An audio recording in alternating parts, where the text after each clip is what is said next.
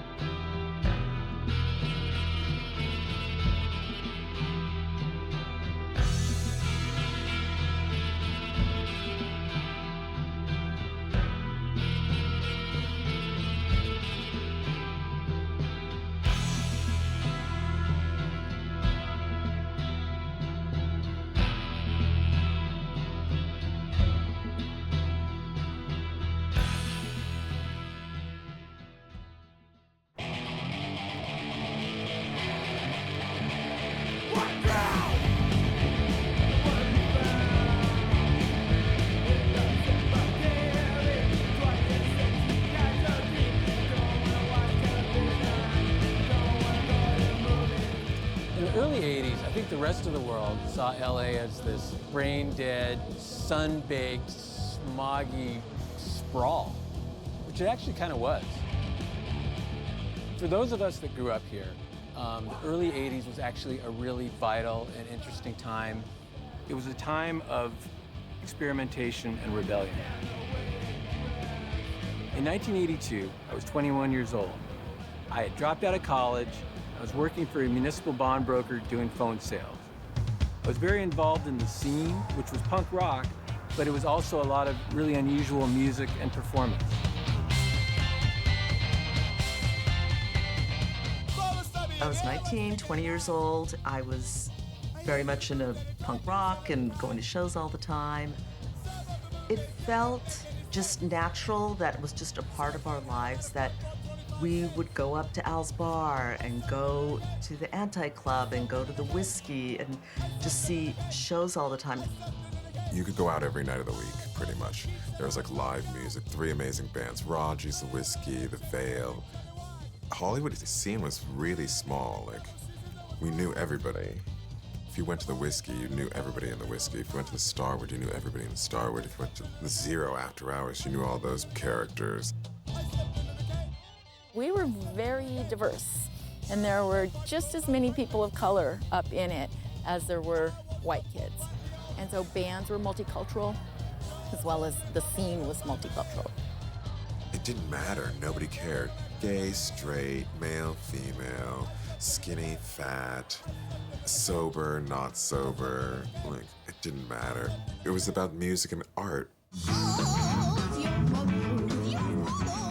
And there was a lot of just really creative, unusual things that were going on. Not all of it was bands. I mean, there was people like Johanna Wendt. Johanna Wendt was a performance artist who made these amazing costumes, and she would do these transformations, and probably was most notorious for throwing a severed pig's head into the audience at the Whiskey A Go-Go.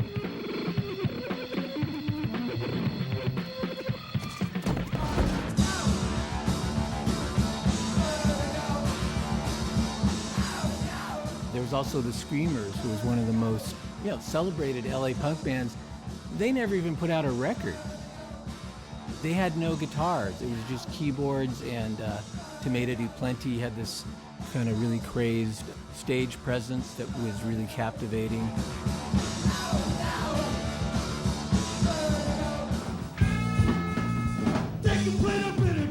There was one group that really stood out to me, I'm talking about the Minutemen.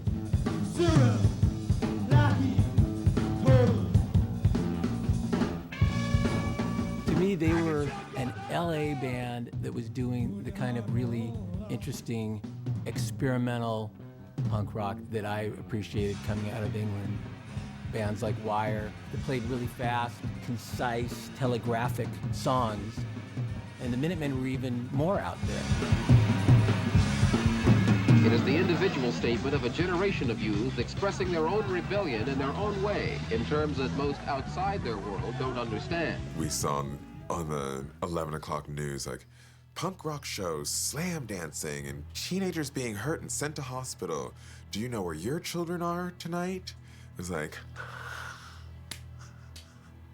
Punkers have been long at odds with police, and confrontations are not new. It's our aim to let both sides tell their story and then let you, the viewer, decide for your own self.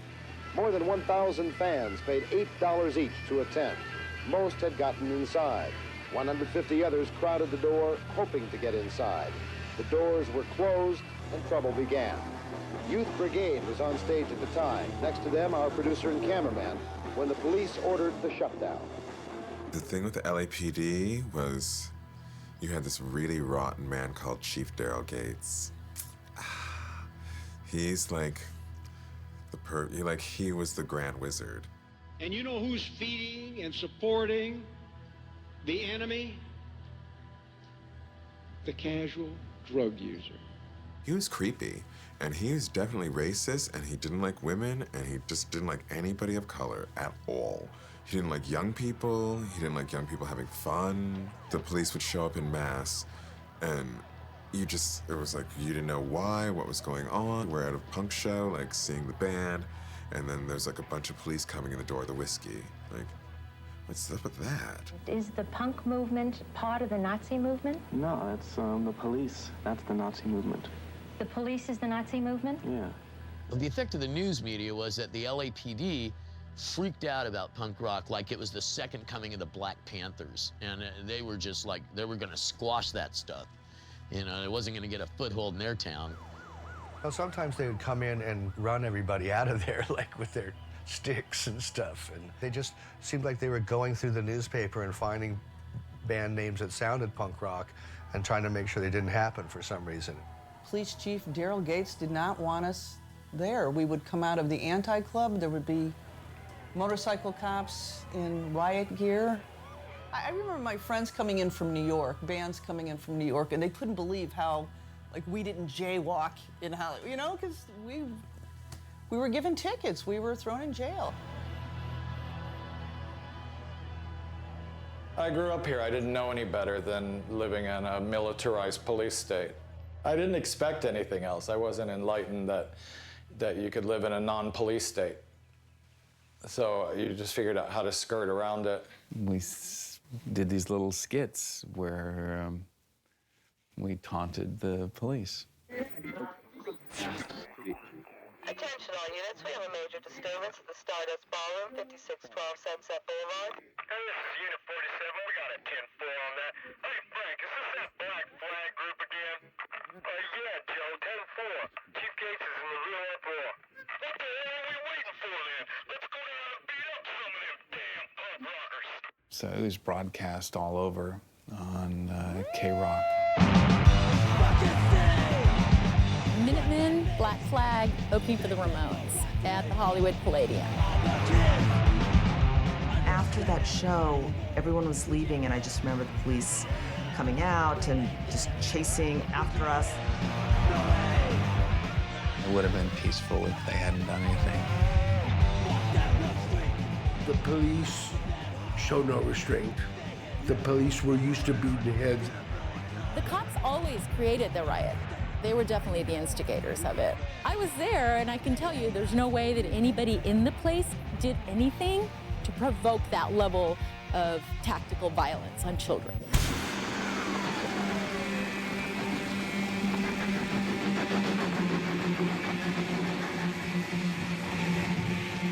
I went to see Throbbing Gristle at the Culver City Veterans Auditorium, which was a place that never had any kind of cool stuff going on whatsoever.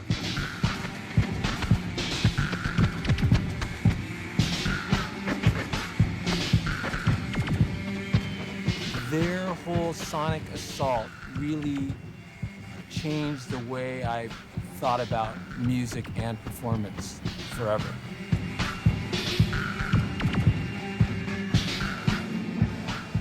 Soon after that, I met the promoter of that show, Michael Shepard. And it was then that the idea of putting on shows as a form of artistic expression really gelled in my brain. So you want to say 3 then? All right, that sounds good. I'll put you down for 3. Back then, downtown LA was basically a giant wasteland of abandoned warehouses, but it was also a place with a lot of opportunity.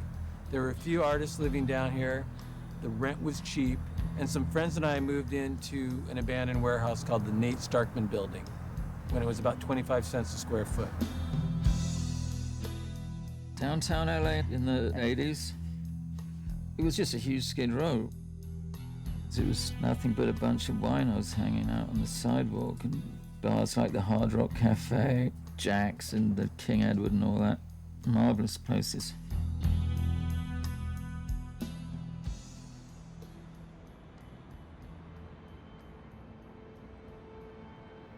I knew I didn't want to put on shows in clubs and bars. I really wanted to find spaces like downtown warehouse spaces, rehearsal studios by the LA River. I also thought that by finding these more remote spaces, I would stay under the radar of the LAPD. I wanted to, have a name for this entity that would put on these shows. I hit upon Desolation Center because that's how I was feeling about my environment at that point in time. Desolation Center will only run every other weekend. This gives us the ability to offer quality bands and not book bands on the basis of raw talent and or musical integrity, not drawing power. Desolation Center is not a profit-making venture. There will be no guest lists. Everyone but band members and Desolation Center volunteers must pay to get in. We do not solicit any press coverage for Desolation Center events. We feel that local press coverage in music has become self-serving and upholding a mediocrity. You will never see Desolation Center advertised in the LA Week. The only thing worse than a cop is a fuck-up. If you have self-destructive tendencies, please vent them in Hollywood. Alcohol brings cops. We refuse to sell drinks to a captive audience at exorbitant prices. No dancing required. We would rather shut down than become a new wave disco. When I started putting on my own shows as Desolation Center, I had cops show up at every event, and I started thinking I need to apply some of the out-of-the-box punk rock thinking that people were using to put out their own records and start their own zines.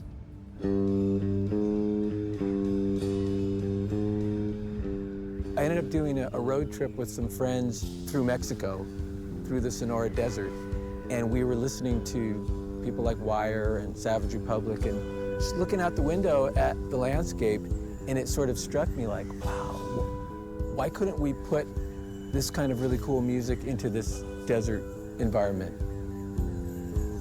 So the first person I talked to was Bruce Leisher from Savage Republic. When Stuart approached me about doing a desert show, I said, I've got a location that I think could be really appropriate for this. I'd been doing some filmmaking at UCLA, some short experimental films. I had sort of had it in my mind to create a film that was like Lawrence of Arabia meets Eraserhead. So I took Stuart out there to see the location, and we both agreed that it would work really well. It was beautiful, it was close enough to Los Angeles that logistically we could do it in a day. Then the next person I talked to was D. Boone from the Minutemen, because I'd already done shows. I was a huge Minutemen fan. I was like, do you guys want to play a show in the desert with Savage Republic?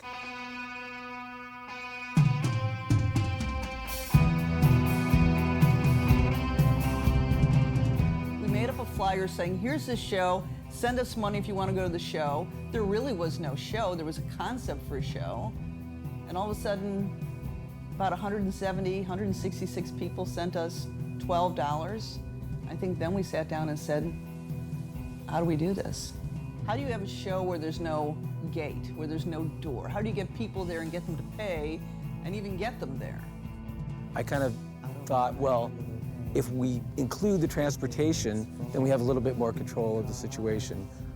And at the same time, it also lended a little bit more of a mystery to it. We actually didn't disclose the location, so people had to kind of trust us. Just get on this bus in downtown LA and take it all the way out for a couple hours, drive out to the desert. I have no second thoughts. No second thoughts. One of the main things that I was interested in doing at that time was creating artwork with a function. Stewart asked me to make the tickets for it. Mojave Exodus, having this ticket, this object, made it more real for people. It was always very prestigious if Bruce would agree to print up your shindig. And he was really good at a printing press. He's like Benjamin Franklin of our scene. I remember feeling like I was in Willy Wonka and I had gotten the golden ticket.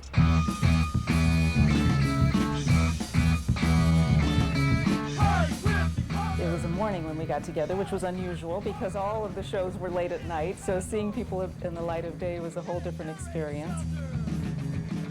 Seeing those school buses, I felt like we were going on a field trip, like it was, you know, punk rock field trip and getting on the buses and kind of not really knowing what it was going to be like. You associate school buses with like going to the museum with your class, and instead you're going out to the desert and you're going to see this amazing music. So the school buses were definitely part of the whole Desolation Center concept from the beginning.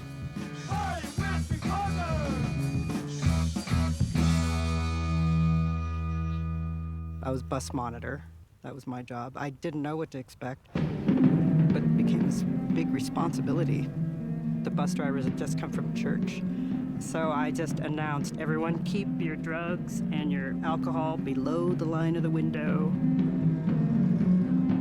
We all had to go to the bathroom by the time we hit the truck stop in Ontario. We all just wanted to go to the bathroom, but they locked the door on us and they said, they came on buses, oh my God. Dozens and dozens just pouring out of these buses, you know, the green-haired, leather-jacketed, strange-looking youth of LA out on their day trip.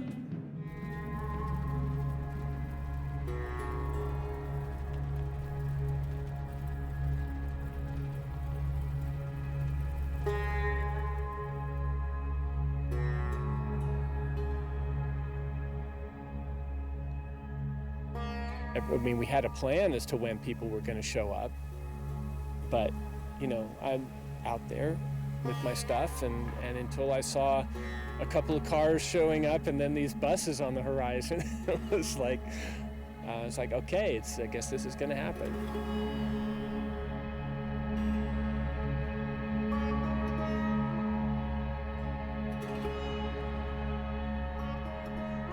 We got out of the bus and the lid was off.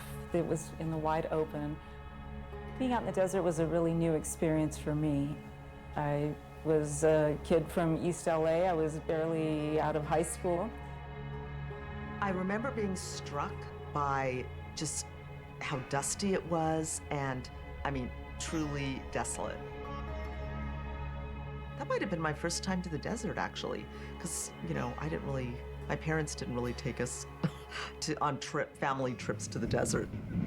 Not being that far away in Pedro, we didn't know a lot about the desert. Me and D. Boone, this was really new for us. And we felt kind of stupid for not knowing about it, and it's California, you know? Here we are in the godforsaken Mojave Desert. The fucking riverbed.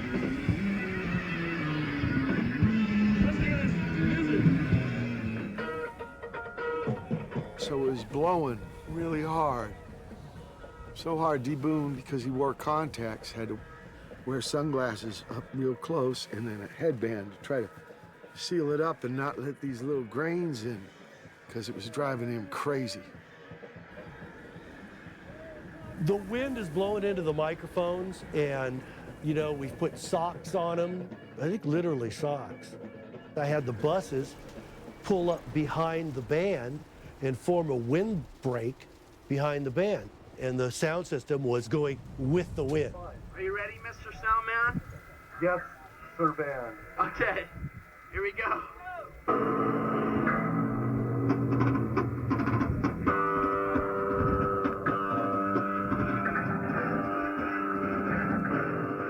It wasn't exactly how I had pictured it, because I liked the idea of setting up and playing with this beautiful backdrop. And here the audience was looking at the band playing, and the buses are like 5 feet away. But you could just turn around and like look in any other direction.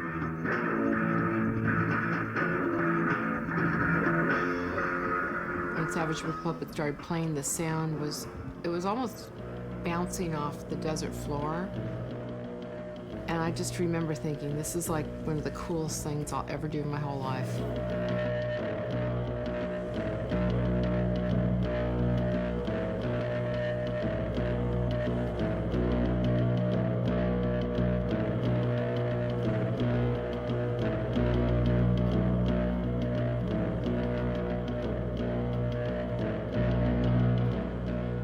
The uniqueness of being in an open space out in the desert definitely added a magical element.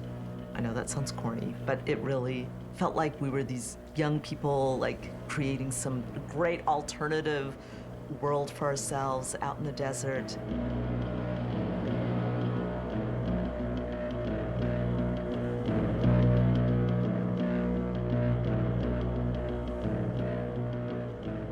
There was no violence and no weirdness. It was like everybody was in this one cool group.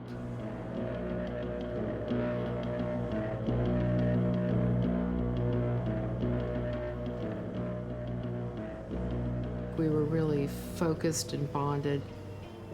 It meant a lot to us. Later on, we talk about what are the things that all these years together we've done that's been important and really defined who we were as a couple. It was transformative. That desert environment with desert spirits is awesome for acts of freedom. It was just this beautiful, mythical almost experience. We didn't make any money on it. The bands got paid. We paid the sound guy who brought a generator out. It seemed like, yeah, we were made to be here. This gig makes total sense. And also the idea of the bus, I mean, all self-contained, you bring it out there, the PA, even the generator wasn't big enough, we were on the right track. But the whole thing where you could totally make it happen yourself. It was really beyond the theory, you know, it was made real. I really felt a sense of accomplishment, like, it's almost like we'd pulled off a raid or something like that. It all worked out. We got there, the bands played, everybody got back on the bus. The buses eventually made it back to LA. And now I need to kind of figure out what are the kind of interesting experiences that are possible.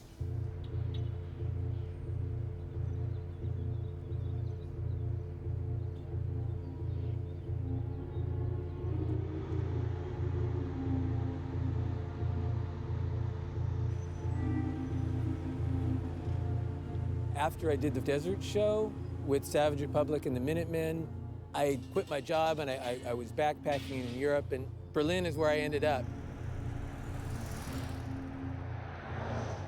I had a few phone numbers, a few people to look up. This is the notebook that I had in those days. This is how I found people's phone numbers, or if I met them, I wrote down numbers and followed up with them. I had different cities, different countries. Berlin in the early 80s did feel quite, you could use the term apocalyptic. It did feel like the end of civilization could not be that far away. It was a time, the early 80s was a time when Cold War was still on. If there was a nuclear conflict, you'd be kind of among the first to go, really. You were in West Berlin, was right within what was then the communist part of the world. You did have this island feeling of being surrounded by the East German DDR Republic. You still had bullet holes and the remnants of World War II on the walls.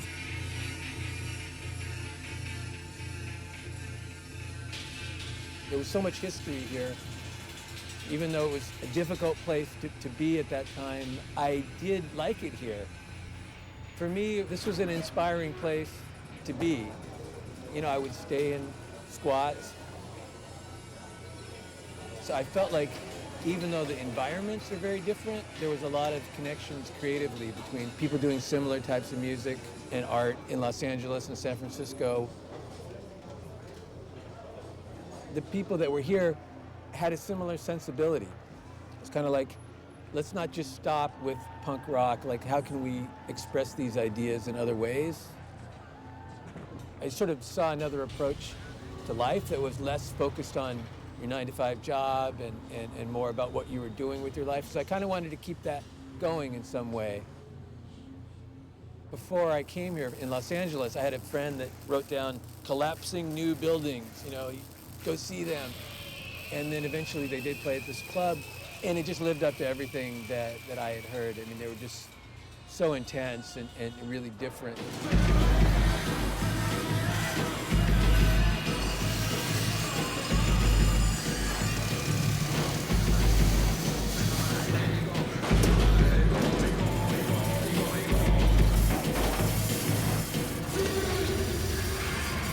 When I saw them, I was just kind of in awe of what I'd just seen. I liked that they were playing metal percussion and not conventional instruments. And I thought, I don't really know what this would be like if we took it into the middle of the desert.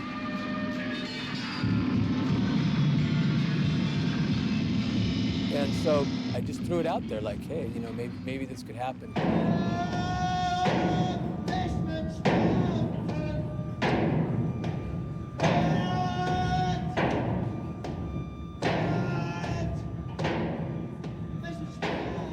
Streets of Neubauten were in New York, and one of them called me up and said, you know, we're going to be in Los Angeles in 2 weeks. Can you do a desert show? So that was really exciting, a big challenge, and at the same time, you know, really scary because I really didn't know if I could pull it together that fast with a bigger band from out of town. Bruce from Savage Republic, he and I decided we were going to scout a new location. And this was not the most really well thought out process.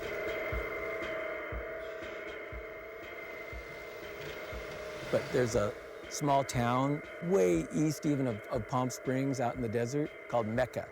And so we thought, oh, it's Mecca. That's so cool. Like, it's in the middle of the desert and it's Mecca. We'll go there. So we drove out there, and then we got to a point where there was a closed road sign, and it went into this canyon. We thought, well, hey, the road's closed. Nobody's gonna come interrupt this show. You know, this will be great. An inspiration for the whole idea of putting on these concerts in the desert was a Werner Herzog film that I saw at the time called Fitzcarraldo. Fitzcarraldo. I mean, it was a whole epic thing about the Klaus Kinski character bringing this steamboat through the Amazon, but the whole idea was he wanted to build an opera in the jungle. And by the end of the film, you know, everything has gone wrong, and all he has left is an opera singer on a boat floating down the Amazon, but he was thrilled. He's like, that's my opera in the jungle. So that was kind of in my mind the whole time, the idea of this opera in the jungle, but instead it was like industrial music in the desert. The people from Einstürzen and Neubauten reached out to other people to participate in the show, and one of the people that they invited was Mark Pauline from Survival Research Laboratories. Work of 30-year-old San Francisco artist Mark Pauline reflects the turmoil of the city. Mark Pauline invented this whole genre. He not only made these huge warlike machines that are also poetic, he found these sketchy environments under freeways to do his shows, and then he dared have the loudest shows on Earth. In one experiment with rocket fuel, Mark Pauline blew off all but one of the fingers of his own right hand.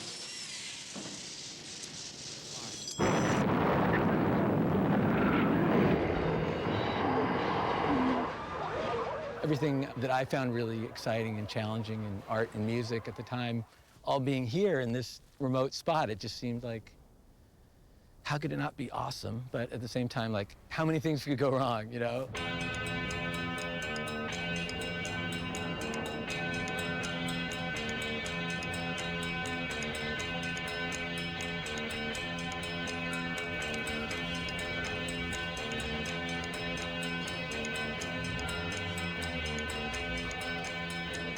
Just want to get away from LA and see on Thursday again. Saw him last night. How was the show? Oh, they almost burned down Perkins Palace. That's good. The fire marshal going a little nuts? Yeah, well, they lit the stage on fire with gasoline. They ran around on stage with gas and set it on fire. It's great. Very good. You know, Mark Pauline has been added to the show, and Boyd Rice has been added That's to why the we're show. coming. Definitely. We're scared. Rumor has it. Yeah, I'm extremely scared. There's no medical service out there for a couple of miles. Yeah, rumor has it going to blow up hills. Part of the fun of this event, to me, was really not knowing where we were going. It was part of the whole secret nature of it. And there was no talk of like sunscreen, bringing water, bringing shade. Probably most people had leather jackets in their docks. And here we all are getting on the bus to go to the desert without any kind of like, oh, am I going to be comfortable or am I going to be safe? Nobody here's bringing any drugs, are they? Certainly not. These were full-sized yellow school buses with the green Naugahyde seats. So this was a totally bizarre vibe.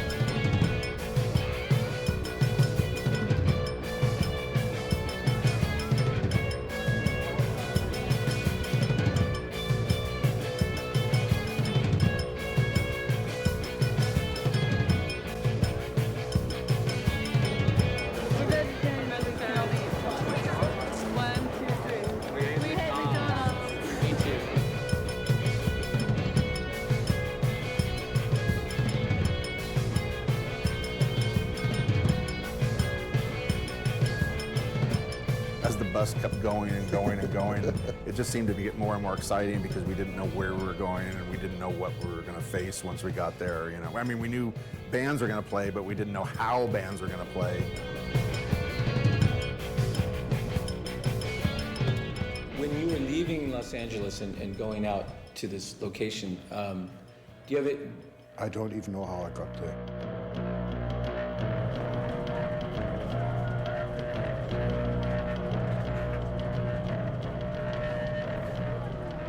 Well, the buses got to a dirt road, and then the journey continued. There was that weird sinking feeling where you're like, we're really isolated here. We just showed up at this miraculous place. People on that bus were carrying firearms and all kinds of things. We were free to do whatever we wanted.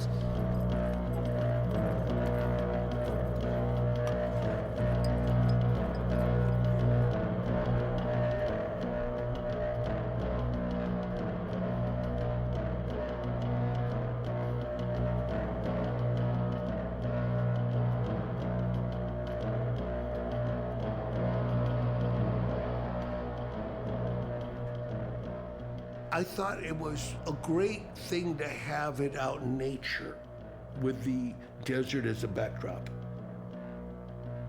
It was like you were in your own little universe.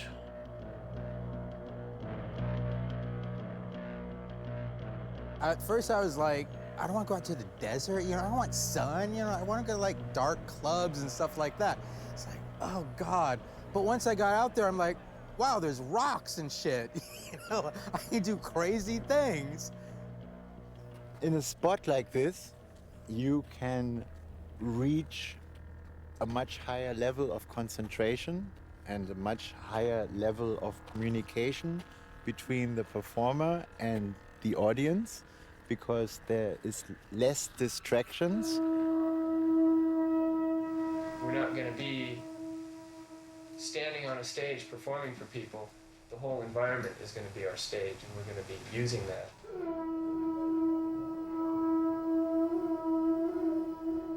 We stepped off the bus, and there was this stone ridge. Silhouetted against it were percussionists banging away.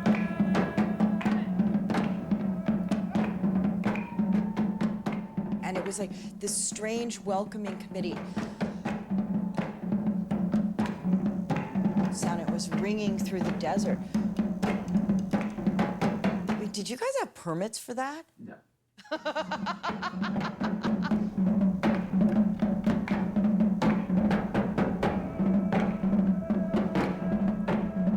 just thought it would be really interesting to do some site-specific performance, to create something that was inspired by where we were.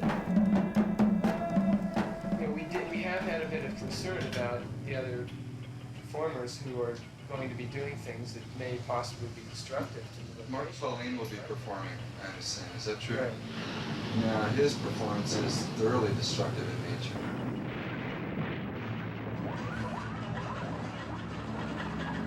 I do remember that time I was working on my radio-controlled tank, and I desperately wanted to bring it along with us, and we loaded it into an Oldsmobile 98.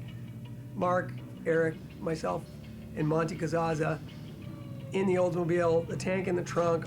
We left in the middle of the night at some point, going up onto the freeway, and the first sort of bump that we hit, the car bottomed out, and everybody looked at me, and they were like, Matt, we gotta take the tank out of the car. We're not gonna make it. We had Warner's 10-barrel 12-gauge shotgun. We had a lot of materials to make pyrotechnic devices with, you know, basically bombs. And so we got down there, we just started looking around to see what we could do.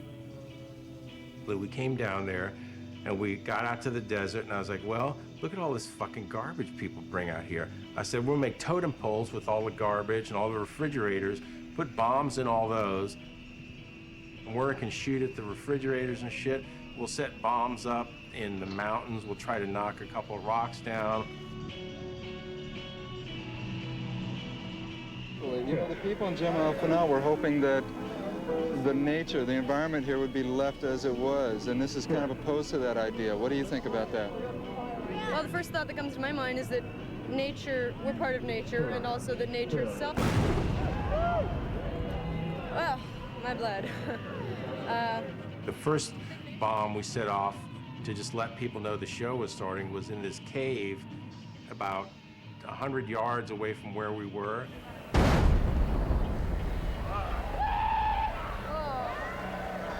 And I had put a metal plate over it, and it blew up, and I was like, damn, that was a big explosion, because it, you know, kind of funneled the shock wave out, and I figured that would get everyone's attention. Well, it also folded this 3-foot by 3-foot sheet of steel in half and sent it flying over the audience at about 200 miles an hour, spinning like a Frisbee, about 10 feet up off the ground. I looked up and saw it overhead, and I was like, okay. Something blew up here and then projectile over the crowd, and everyone got a bit panicky and terrified. Some people were just super happy because it was like, yes, total anarchy, like create anarchy, make it happen now. And then I just asked, I said, is everybody okay? And someone said it landed past where everybody was. I was like, okay, let's do the show, because we were going to stop the show if somebody got cut in half, obviously. What he did in the desert was incredible. That was mind-blowing, fantastic.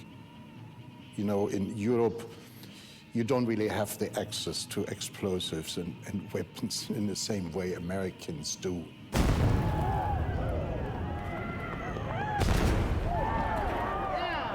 You did not have permits for those spaces.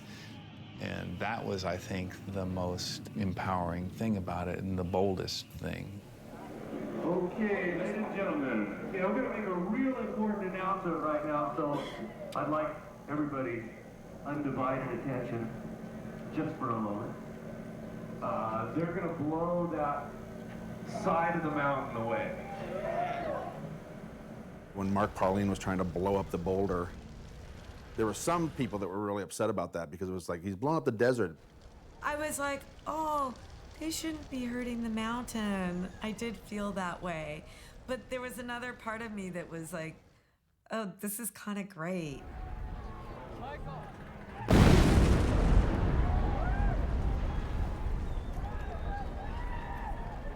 So it just went bang, but then nothing moved. The desert won anyway. He never was able to blow up the boulder, so, you know, nature beat him in the long run. I was kind of hoping to see the hillside come down on everybody, but that's my disappointment. People in their 20s are sociopaths. All of them. If someone did that now, you'd just be on Facebook going like, what a bunch of fucking assholes! Who are these douchebag hipsters? What the? They have no fucking respect! And like, yeah, we did that. We're just like, yeah. I immediately understood why they are called survival research laboratories and how much the element of danger and the element of being or of feeling alive are actually connected. That's an existential thing you learned in West Berlin, in a way. From the times of radical demonstrations and radical politics, you notice the connection between danger and the feeling of being alive. I understood that immediately. Boyd Rice, getting ready to perform here real soon. You think you're going to get anything off the environment here? I don't know. I was thinking it might be someplace that would reflect a lot of sound, but I don't know if it will or not. Boyd Rice was one of the most original people I'd ever met in my life. Boyd was kind of a wild card, very spontaneous. I don't think he was very, what I'd call, over-calculating. Boyd asked me if I would be his assistant in this fakir-like performance that he was planning to do. For a long time, I'd thought of doing this thing, like this old Sufi trick where you have like a cinder block on your stomach and somebody smashes it with a sledgehammer. And I thought, oh, it'd be good to open a show that way and have somebody smash this thing on my stomach and then put all this sound over the rhythm.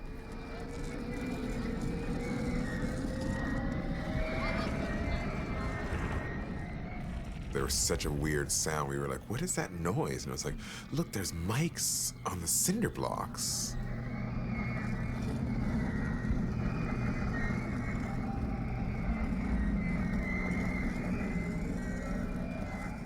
And of course, the eye contact that we had, because he would signal to me without saying anything whether he thought I could hit a little harder or whether I had reached the intensity that he can deal with. If you totally relax, the cinder block absorbs most of the impact and, you know, you aren't hurt. The sun was just going down behind the mountain rocks, and I remember they started the generators. The incredible noise from Neubaum at that point just hit. I mean, I was lying in the dirt, like front row, lying on my stomach in the dirt.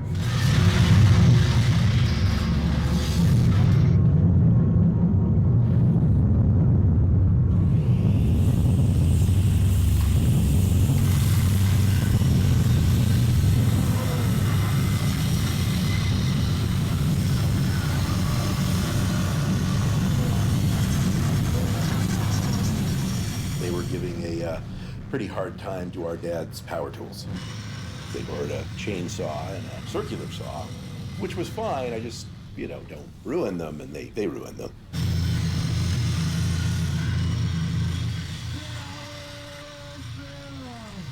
I'm into construction. I've always done that type of work, pouring concrete and banging this together and breaking rocks, whatever you want, you know. And that stuff really moved me. I mean, because it was solid steel and grinding, just real crude shit that's really viscerally got you inside. And it was rhythmic. How can people say that it's not music?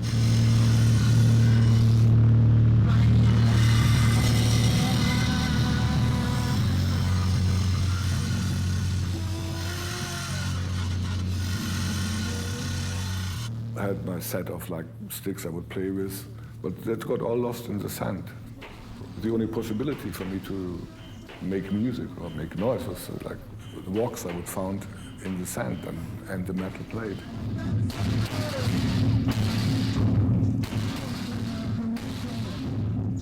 You really have to react what the stones are doing, so that they fight back. And that's a very organic thing.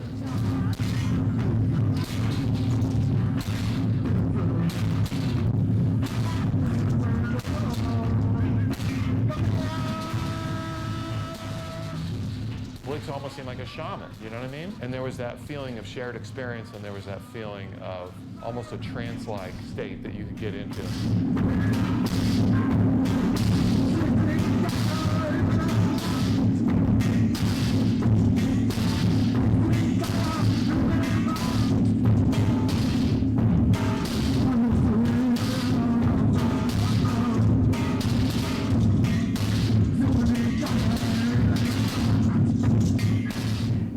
Remember Blixa just staring at me and just shattering these feelings of my dad or whatever that came bubbling up. I'd never been affected like that at a show. The fact that people are willing to put this energy into witnessing what you are doing there is actually creating a possible environment of reflection.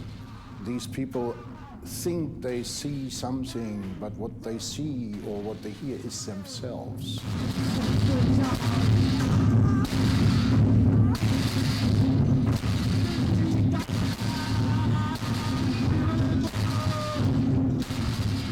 I had been estranged from my parents. They thought that I had lost my mind or something. So after this Neudaten show, I sat down and wrote a letter, 10 pages of the entire experience, and said, I'm not the same child that left home, and this is why, and I hope you understand this. Sealed it up and sent it to my mother. She was just amazed.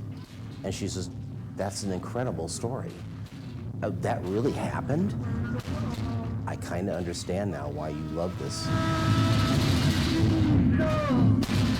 It was a religious experience without, and yes. From someone who rejects all religion, yes. It was a religious experience.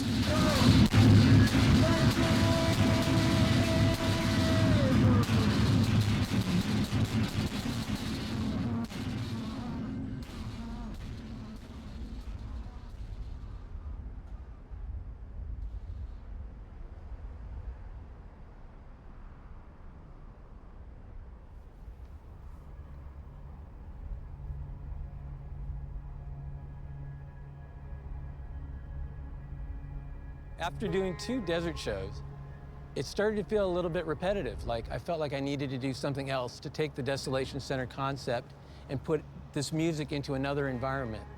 So I started thinking about, well, what's the opposite of desert? Water.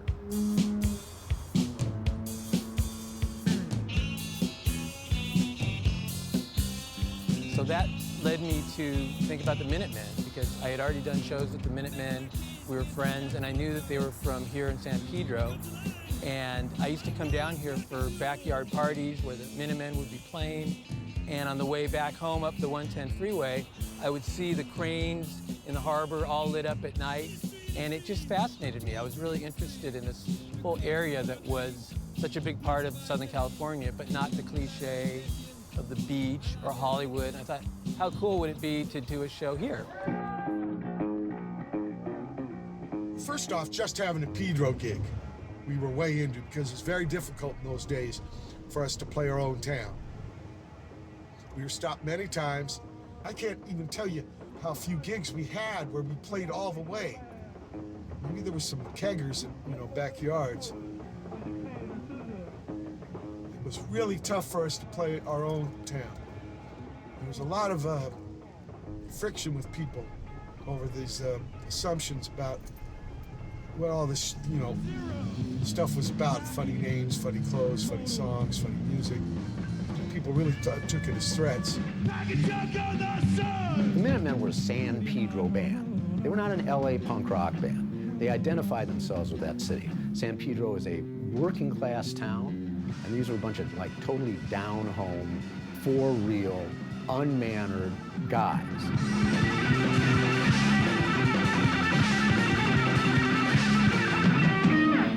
This was the Catalina terminal, okay? Where these boats are now, it's much smaller. Right there, that's Prince's Cruises. That's one of their boats, in fact. That's where the Love Boat did their bullshit. Me and D. Boone, we ran the parking lot there. This was in the late 70s. And first we worked together at Jack in the Box on 6th Street. We passed it on Gaffey. $1.65 an hour. Did the graveyard there, 11 to 7. D. Boone's a sensitive man, an artist man, a painter, learned guitar. So all you mothers and fathers create forums in which your children can learn the beauty of the world through the art, through the arts, so they can pass it on to their children. That's what my parents did for me. Make art, not bombs.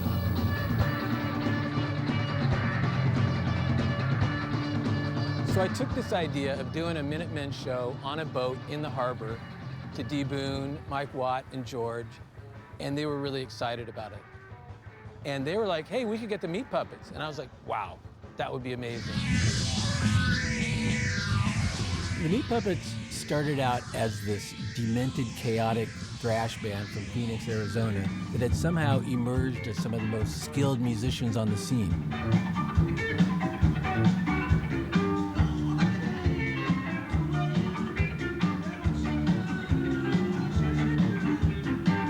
Part of the Desolation Center concept was to take this music and put it into environments where you don't usually see music and really be able to experience other parts of the landscape in a new way.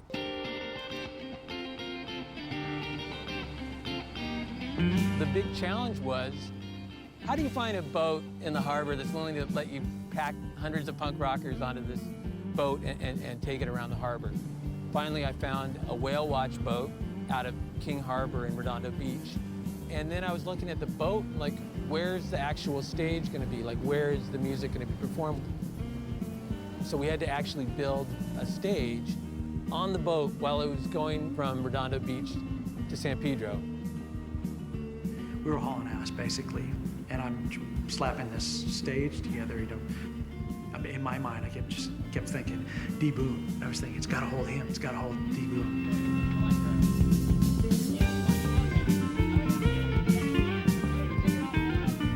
I don't think those boat guys knew what was coming. I don't think they wanted it to happen. They probably had plenty of weddings on the boat, and they're good with that. They had never seen someone showing up with a 1,000-watt tri-amplified sound rig with 4 monitors on 2 mixes and a 16-channel mixing board. I just had a lot of stuff. They stopped us from getting on board in a timely manner. So we had to do sound check with everybody standing right there. You're having it. Let me hear a beat.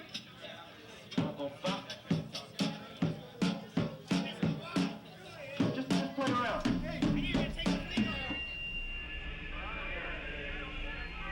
All right, well, I must say I've looked forward to this for a long time. I've never played on a boat. I think for me, probably just because we're on a boat and I'm from the desert, it's just kind of like, oh, boat. You know, it's like I like boats and stuff, but I'd never been to a big harbor like that. I didn't have any idea, so I was getting my eyes opened up just seeing all those crates stacked up and all the big cranes.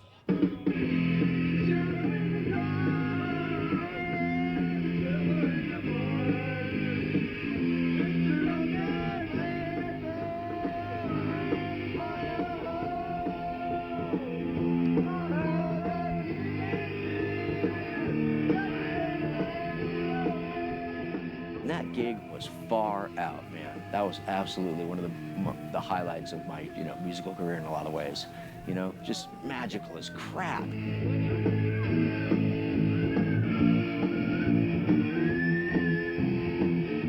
I'm from the fucking desert, you know?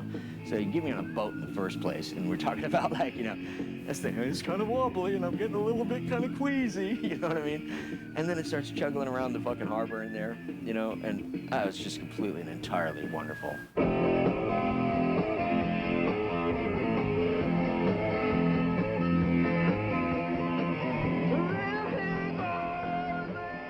When the Meat Puppets started playing, the stage had a little instability, and they were just kind of bouncing up and down. And the way that the speakers were set for the PA were doing this, it was like, oh shit, these things are gonna fall either on the audience or into the water or something, and they had to stop the show. And whoever had put it up secured them. I think they just got some ropes or straps. And it was like good sailing from there on out.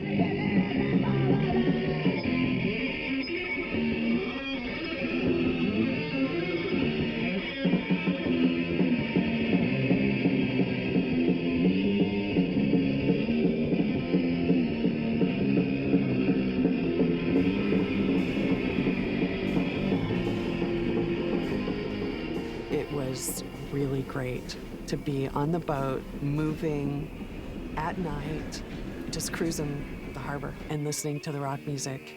Just everything about that, the big cranes to load the tankers, like just everything down there is kind of weird, and it looks great at night.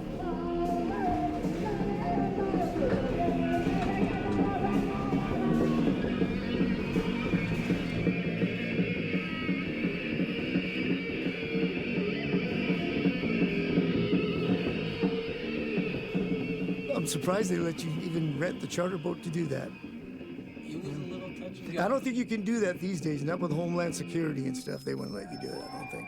Now you can't even get near the harbor.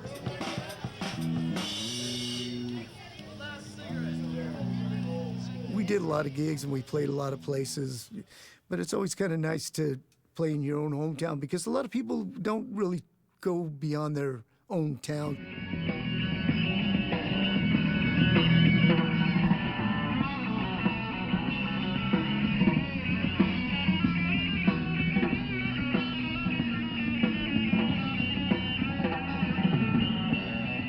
And then there we were dancing as the boat cruised at a good, I don't know, clip of 10. And it would get to the edge where we were gonna go out into the sea, and it would turn around while the band was playing, and it would come back, and it was the Minutemen. And we were all just kind of skanking on that ship. Hey, on the 29th, we're playing for El Salvador once again. I hope as many people out there could go to that. They were from Pedro, but we still kind of considered them our own here in Los Angeles. You know, they talked about stuff that nobody talked about in songs. How bad to be alive? Real names be true. Me and Mike Watt, we played for years. Punk rock changed our lives.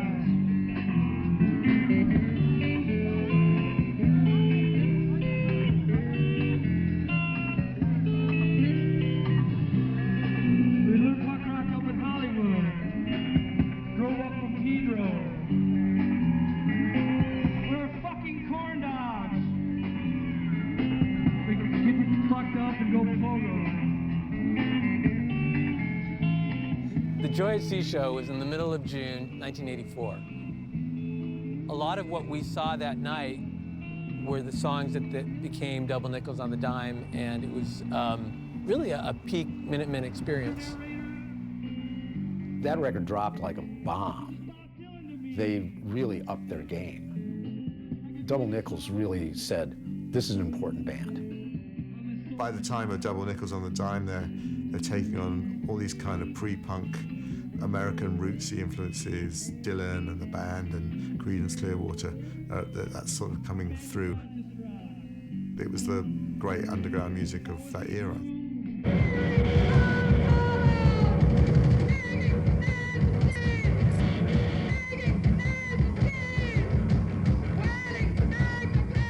When I saw Sonic Youth perform live in this club, the Loft in Berlin, I just was like, wow, these guys are so different. They're playing guitars, but the sounds that are coming out don't sound anything like anything I've heard before, and and they're American, and I could go walk up to them after the show and I introduce myself. Hey, if you're ever in LA, we should do a desert show.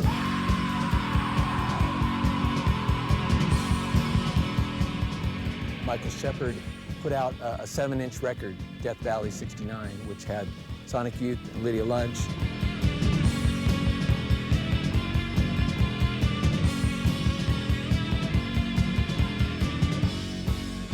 We have this song called Death Valley '69. It's all about this kind of contemporary reading we were having of Charles Manson and the Manson family and sort of like what that meant in the Reagan era.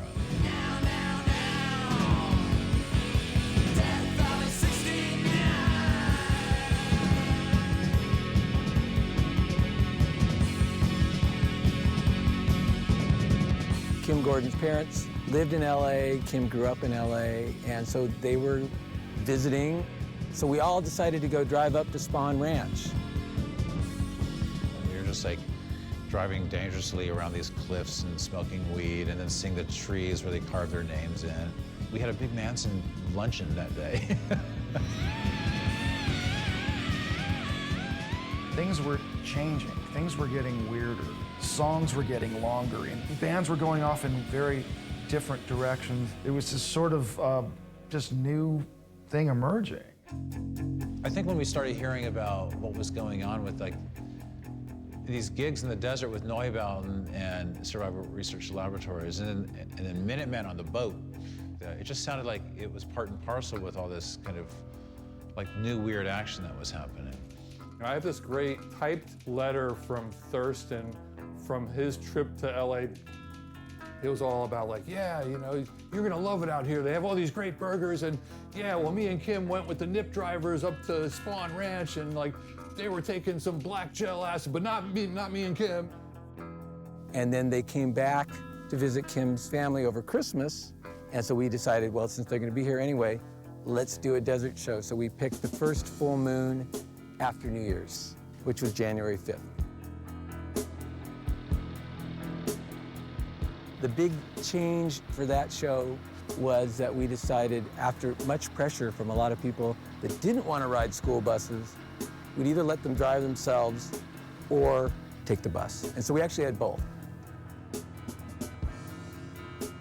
What we ended up doing was having people go to a checkpoint in Victorville, and then they would get a map there to go the rest of the way.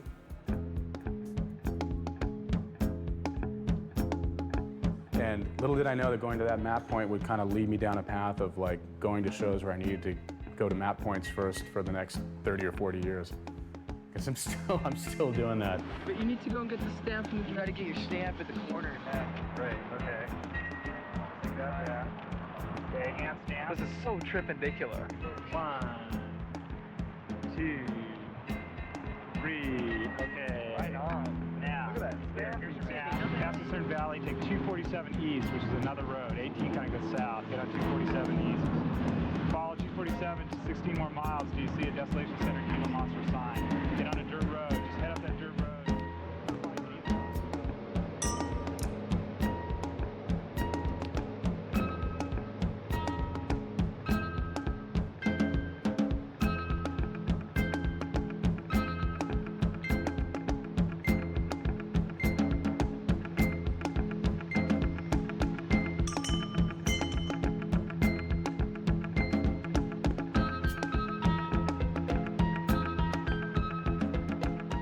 Arriving at the desert, the first thing I remember seeing was the Blue Oyster Cult icon on this stone overlooking the area which we were going to play, which was basically a generator and like in a jerry-rigged PA and sand.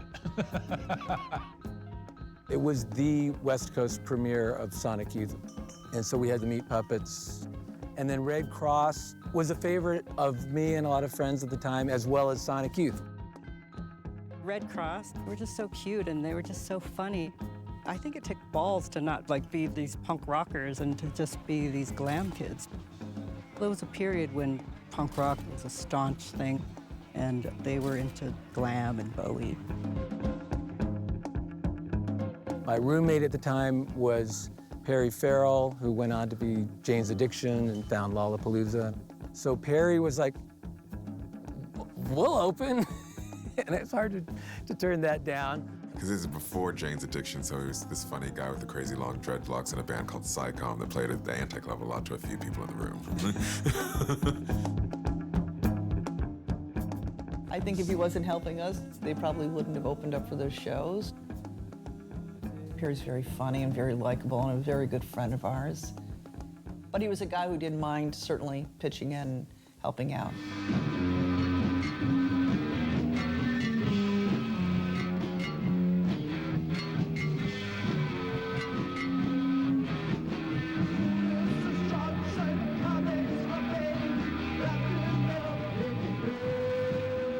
You let us play for a short time, you know, at the bottom there, which was really cool. I thank you for that.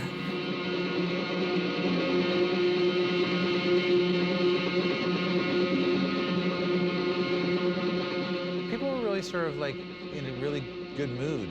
And I didn't really sort of find out until later that everybody was dosed. Some chick I knew had brought like 500 hits of acid and gave it to everybody.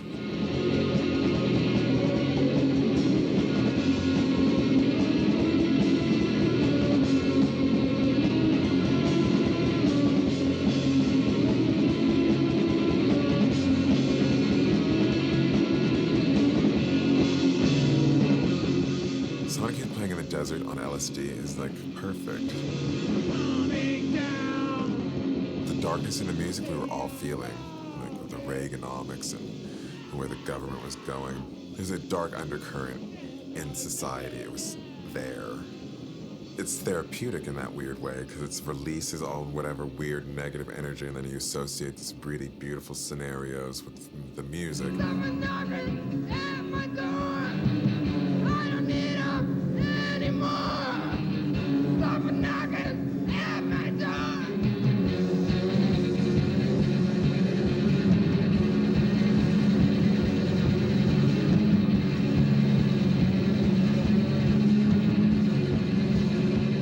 To see Kim, a woman playing bass, all of a sudden I just felt like that's what music should sound like. And she was just so badass. She was a big part of that sound.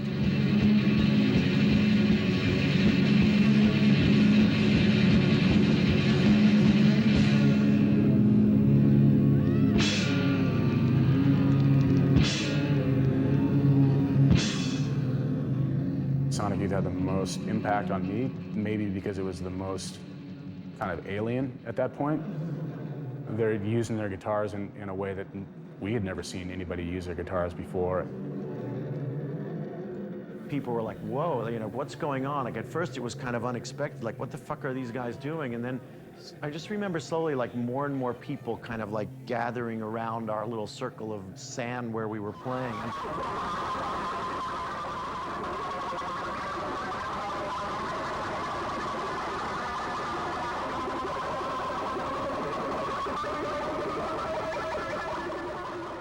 I thought that was the best time for me that I'd seen Sonic Youth.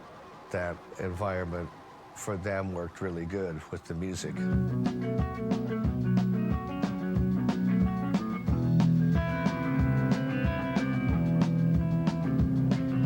the lights off. They just came out and they just started doing like a space jam.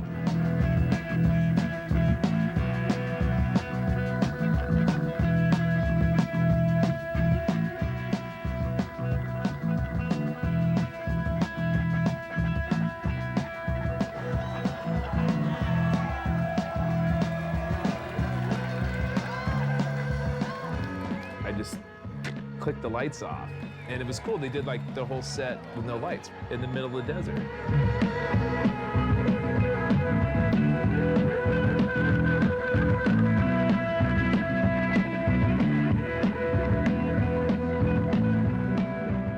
When the lights were turned off, the whole area was illuminated by nothing but the full moon. And it just creates this otherworldly landscape. And you're hearing this music that's completely psychedelic.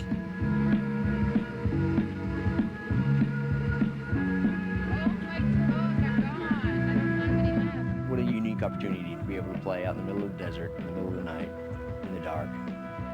There was enhancements involved with the evening, if you will. You know what I mean? We were enhanced. I was good and fucking, you know, enhanced. There was very few people there that weren't tripping. The moon was full, Joshua trees around. That was pretty weird.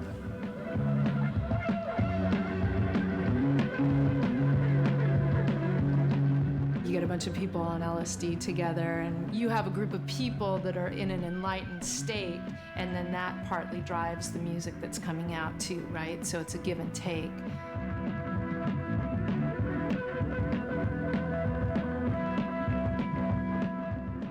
I was walking around, I was like, okay, I'm seeing this thing. And I think I kind of like went around and polled like a few dozen people, like, do you see this very special thing happening in the sky, in the air? And yes, yes, yes, yes, yes. So that was the community fry. I was tripping at that. I was just tripping at that. I think the whole crowd was all sort of communally coming on at the same time. Yeah, I'll bet. There was this one big drunken skinhead guy, maybe not the brightest bulb in the bunch. And he grabbed a hold of the microphone and he just kept screaming over and over again, "We're in the desert! We're in the desert! We're in the desert! I see! They're in the desert! You see? See, we're in the desert! Wow, I don't remember this at all. Full moon! The cross has turned red in the desert! The moon is full!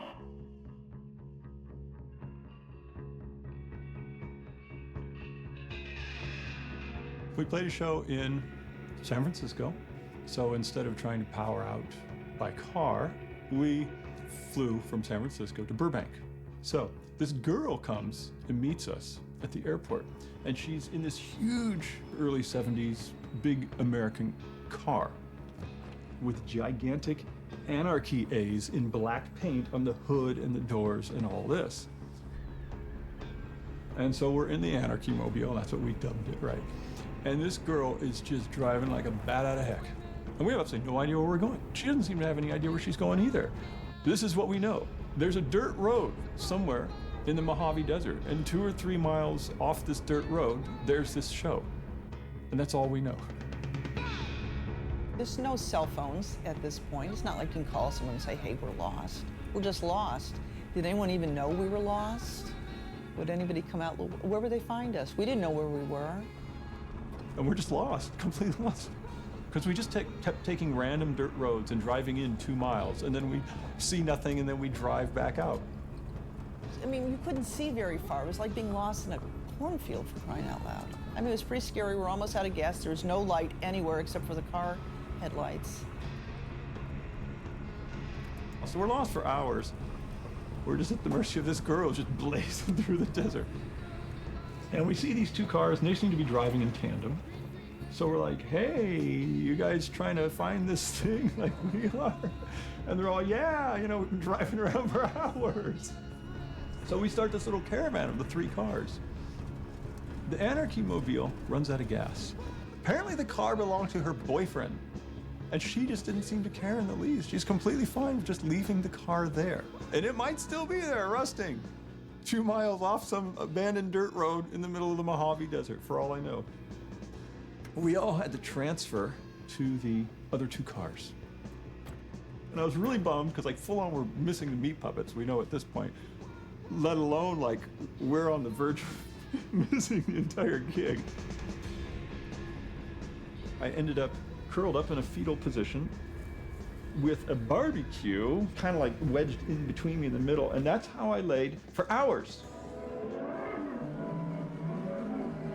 Okay, an announcement, just in case you haven't heard, Red Cross is going to play next. They are here. Is the girl from Red Cross here? Come up here, please, Carolyn or whatever. When you got lost with us? My accident in your car is an emergency. There was no equipment. We had to fight with the meat puppets about playing. So, everyone we found enough amps Well, also, to perform. when we got there, we found out everybody was on acid, yeah, too. everyone was on acid, and there was no plans for us to get home. It's a full moon tonight, so for the sake of triviality. I mean, I was Which, wearing yeah, we would- sweats. yeah. Sweats and a bomber jacket. Oh, you had sweats on? Yeah, lemon, I was the wearing lemon sweats. yellows? At the time, we were a little flashy. Yeah, we would never have gone on stage without our proper stage attire, and I'm wearing jeans, and at that time, I would have never worn jeans on stage. But the night before, we were all dolled up, and our clothes were probably soaking wet. My pussy's ready for Red Cross!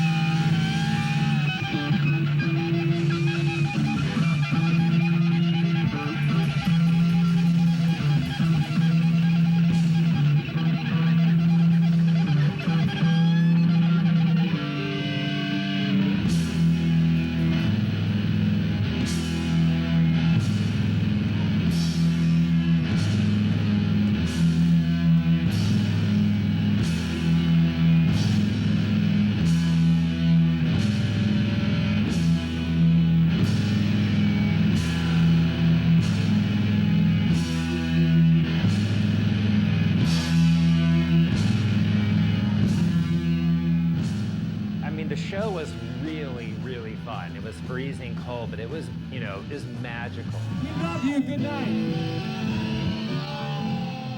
So many people that became important in our lives and that remained like a part of our circle in LA, we met them all there. A lot of those people became, friends for really long periods of our career. I don't know how things would have been different if that desert show never happened. The fact that it did happen, it Californiized Sonic Youth like no other gig would ever have done that.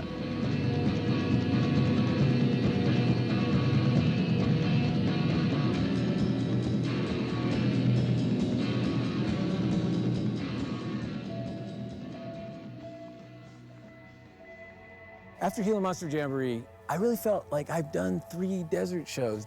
They were really cool. It was a really great experience for the people that were there. The music was amazing. I'm done. I don't need to do any more desert shows. I never really had the idea of like, oh, let's start an annual festival or anything. It just didn't occur to me. At that point in time, no one really made money putting on shows. And then I get a letter from the Bureau of Land Management. Dear Mr. Sweezy, you have admitted to Chief Ranger Ken Kleiber on January 13, 1985, that you were responsible for promoting the rock concert. You also admitted selling 200 tickets to the event. We have determined trespass damages to be $400. It kind of freaked me out. Like, I thought I was doing this secret show with no permits and all that, and yet the federal government managed to find me. I just really felt like, wow, something has changed here. Like, I'm on the radar. We did leave a lot of beer bottles out there. We didn't do a great job of cleaning up, and I had to come up with this $400, which at that time seemed like a lot of money. Then the Minutemen, the Nip Drivers, and Lawndale played a benefit at the Anti-Club. And we raised enough money to pay off the federal government.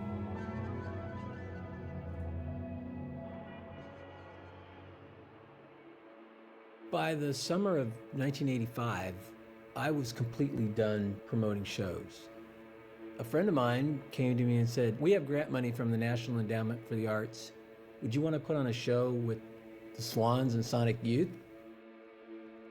You know, on the one hand, I had just finished paying off the federal government, and now I'm getting like a ton more grant money to put on a show with the coolest bands from New York. It was sort of an effort to become a little bit more legit. So that event was called Solstice. It was sort of a full cycle thing where we kind of returned back into downtown. Well, this was our first West Coast show. For me, that was kind of a pivotal moment since I'm from LA. It was a big deal to play there.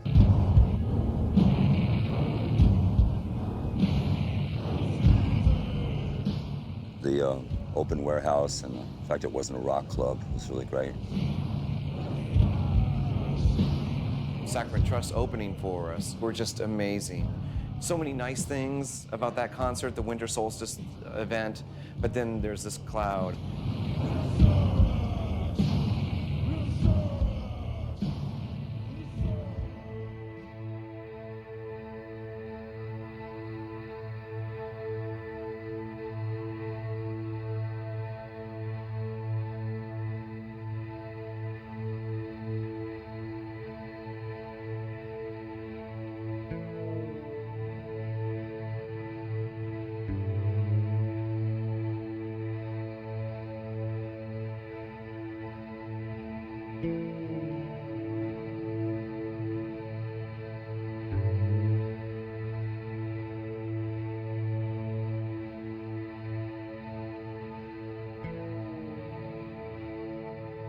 I played out of D. Boone's amp that night.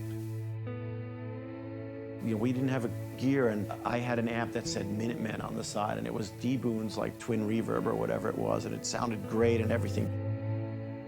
I got home from something or other, and my sister told me. And yeah, very, very upset, and she had just heard, and it was, yeah, just horrible. It was really tragic. I lost a friend and a really amazing person, musician, but also just kind of like, it felt like things were different. It was like the end of an era, definitely. And just knowing the Minutemen would never play again. He was such a big part of that heartbeat of that scene. It's like somebody had just pulled something so significant out of your body and just like, let's go now, let's see how you walk. Very big. Mike and George and I, obviously, we had, we'd all lost this important person. How do you make any sense of that? I had to let go of Deep Boone at some point. I couldn't keep thinking about it. I couldn't even talk about it. Couldn't even put it in a song until I got enough cojones up. When D. Boone died, that was like the end of a lot of things. Yeah, it sure was. It was definitely a marker. It was definitely a marker. Like the utopia just sort of started to unravel.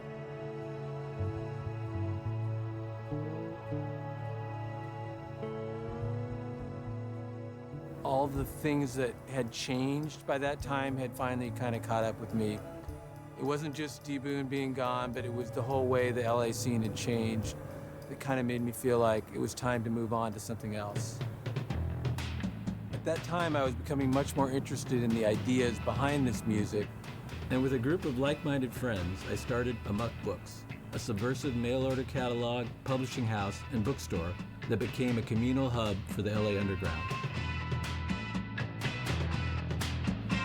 OLLAPALOOZA. Back in the 80s, there was a group of heathens that put on parties in the desert, and we called ourselves Desolation Center. We had cult bands like the Minutemen and the Meat Puppets and Sonic Youth. I can see a connection between Perry and these Desolation Center shows to be inspiring enough to get Lollapalooza out of it, because I think he wanted a tribal experience too. I definitely learned that to do a show, to do a festival, what made your shows so unique and what made the shows to follow, like the Burning Mans and the Lollapaloozas and the Coachellas. You have to concentrate on being a great curator.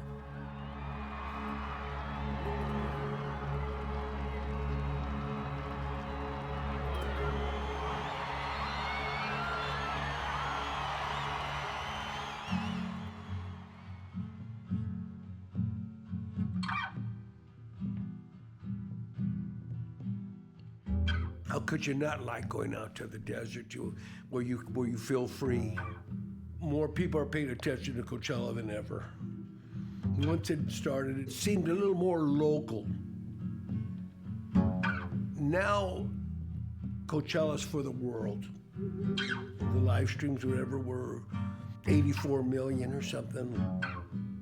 I mean, it's become a little more mainstream, but I think society's becoming a little more mainstream. People behave more.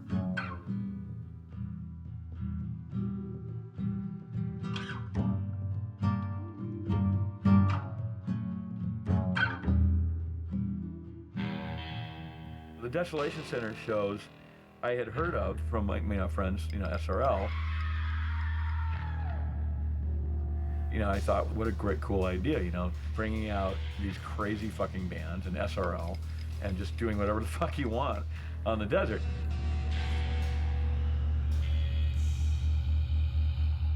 For me, it was one of the inspirations when we started doing Burning Man.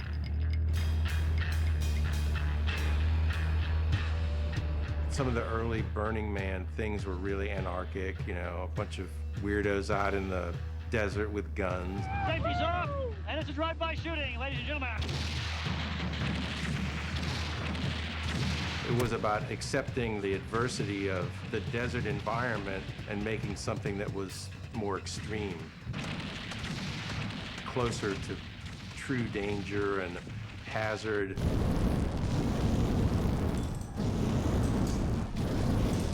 As far as artistic influences on Burning Man, SRL was by far one of the largest.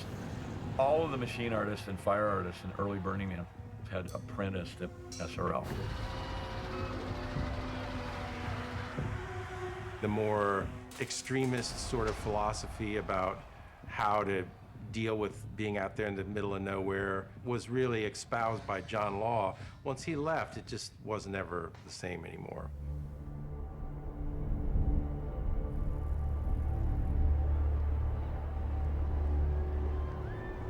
I never wanted to grow it. Personally, as one of the main organizers, I didn't want to grow it. I wanted to let it grow organically, really slow. I didn't want to promote it, didn't want to push it.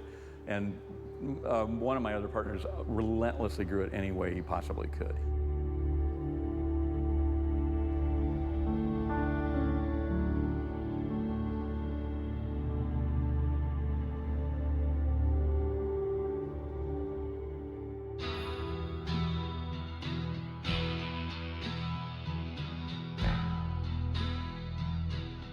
Being in that moment, I had no idea that we were making history. There was no point of reference to understand what a historical moment all of that was. Part of the magic of the Desolation Center shows and the heart of their mystique is that they faded away before they had a chance to sell out, before they had a chance to become these cash cows. Right when they're at the precipice of becoming something huge, they just stop. So is that fair that only a few people went to 3 desert adventures, or is that amazing that it stayed pure and it never just became this thing with all these expectations attached to it? It was definitely one of those doors that opens and you're kind of different on the other side. I wanted to set something in motion, but I also didn't necessarily feel like I needed to be in control of it all. It felt like some kind of big group kind of experiment. Everybody was safe, everybody was happy, there was no incidents, no one had to call an ambulance, and people took care of each other. Those shows definitely reflected the feeling of that time where just having possibilities or having an idea and just going with it shows that spirit of like, yeah, I want to do this. I'm going to make it happen.